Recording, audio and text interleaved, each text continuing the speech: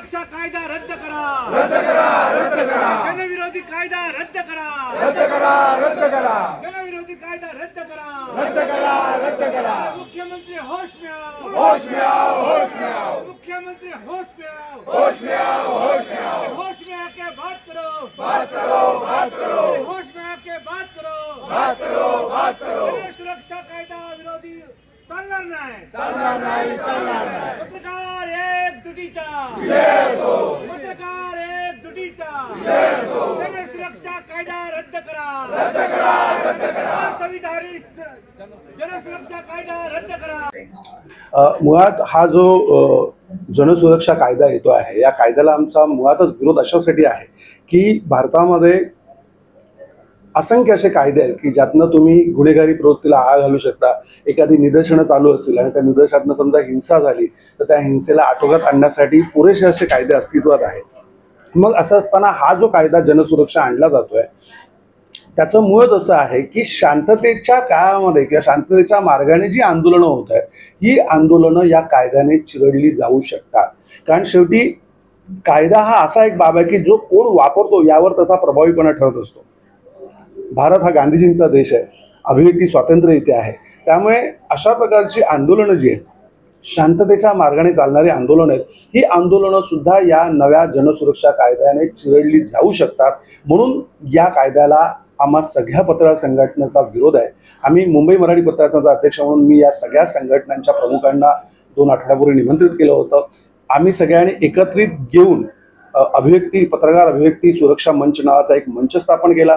आजच्या घडीला राज्यातल्या प्रमुख 12 संघटना ज्या आहेत या आंदोलनामध्ये सहभागी झालेल्या आहेत आणि आज त्याची पहिली झलक जी आहे ती मुंबईत पाहायला मिळाली। मी तुम्हाला एक साधं त्याचं उदाहरण देतो। यातली तरतूद अशी आहे या कायद्यातली की समजा एखाद्या ठिकाणी समजा एक इमारत आहे, त्या इमारतीमध्ये एखादा कार्यक्रम झाला आणि त्या कार्यक्रमामध्ये बंदी घातलेल्या एखाद्या संघटनेचा सदस्य आला आणि त्यांनी आयोजकांना किंवा तो हॉल ज्यांनी उपलब्ध करून दिला त्यांच्या माहितीत नसताना सुद्धा समजा त्यांनी त्याच्यामध्ये सहभागी झाला तरी तो संपूर्ण हॉल जप्त करण्याचे कायदा त्यांना परवानगी देतो। इतकंच नाही, समजा एखाद्या कुटुंबातल्या व्यक्तीला 5 मुलं असतील, त्या 5 मुलांपैकी एक मुलगा समजा नक्षलीत झाला तरी ते घर जप्त करण्याची तरतूद या कायद्यामध्ये आहे।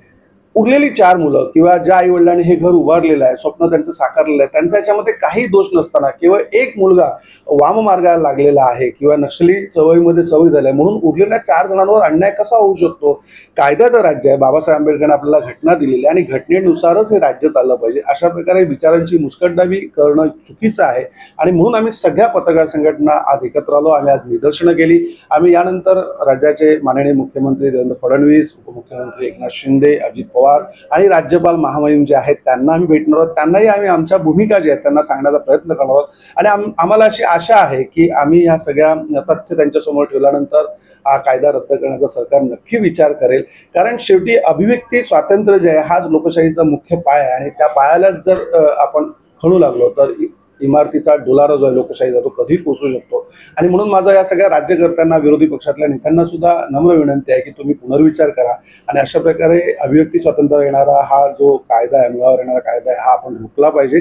त्यानंतर आम्ही या आंदोलनाला राज्यव्यापी करण्याचा प्रयत्न करणार। जर आमच्या प्रयत्नांना यश आलं नाही, विनंतीला यश आलं नाही तर महाराष्ट्राच्या जिल्हा पातळीवर, तालुका पातळीवर हे आंदोलन अधिक तीव्र करण्याचा आमचा विचार आहे। इस कायदे को अगर रद्द नहीं करती महाराष्ट्र सरकार तो अगला कदम पत्रकारों क्या रहेगा? अगला कदम यही है, जैसे मैंने कहा कि हम लोग ये जो कायदा है इसके विरोध में हम लोग आंदोलन तो कर ही रहे हैं। अपने मुंबई में तकरीबन 12 जो हमारी पत्रकारों की जो संगठन है, महाराष्ट्र की बड़ी संगठन है, वो आई थी। आज उन्होंने निदर्शन तो किए हैं। हम लोग मुख्यमंत्री, उपमुख्यमंत्री, राज्यपाल, महामहिम उनको भी मिलेंगे, उनको विनंती करेंगे, उनको पत्र देंगे। उसके बावजूद भी अगर इसमें कोई हल नहीं निकला तो हम लोग महाराष्ट्र के तालुका लेवल पे जाके हमारे जितनी पत्रकार बांधव है, पत्रकार संगठन है, उनको अपील करेंगे कि आप आइए, रास्ते पे उतरिए और शांततापूर्ण मार्ग से इसका विरोध हम लोग करेंगे। सर, आज संघ की तरफ से जितने भी संगठन शामिल हुए थे, कितने संगठन, कितने पत्रकार शामिल हुए थे? आज के तारीख में यहाँ मुंबई में 12 पत्रकार संगठन जो थे, उनके सदस्य, उनके जो मैनेजमेंट की जो टीम है वो यहाँ आए थे और पुणे में भी आंदोलन हुआ, अलीबाग में भी हुआ और जहाँ जहाँ जिनको पहुँचना हुआ जिला अधिकारी को उन्होंने जाके पत्र दिया है वहाँ उन्होंने अपने लेवल पे भी ये आंदोलन छेड़ा है। तो आज जैसे हम कहते हैं कि मराठी में कहते हैं इसको एक ठिनगी है ये, तो ये बनवा कभी भी पिट सकता है। तो मेरी सरकार से एक गुजारिश रहेगी कि आप इसमें ध्यान दीजिए और ये जो अन्यायकारी जो प्रावधान है इस बिल में उसको आप हटाइए, ताकि जो आम आदमी है उसका आवाज़ जो है हमेशा बुलंद रहे।